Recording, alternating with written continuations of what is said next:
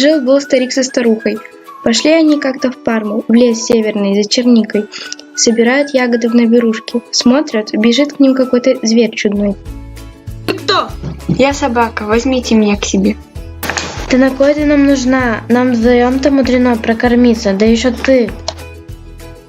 Горемыка я несчастная. Весь свет обегала, никто меня к себе не берет. 4 лапы стерла, скоро остальные 4 сотру, а потом и помру. Ой, я да ой. Не то у тебя 8 лап было? 8 как есть 8. Раньше все собаки восьминогими были, шибче все зверей бегали. Ну а с 4 ногами ты нам и вовсе не к чему. Головушка моя горькая, последняя собака я на всем белом свете. Как и затру последние лапы, вовсе мой рот проебется. Возьмите меня несчастного, я буду в конурке жить, домом сторожить. Старуха, может, возьмем ее к себе? Хоть она и с изъяном, а жалко все ж таки. Ежели последняя собака на земле вымрет.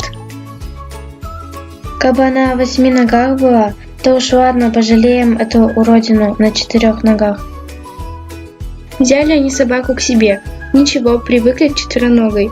Собака дом сторожила, со стариком на охоту ходила.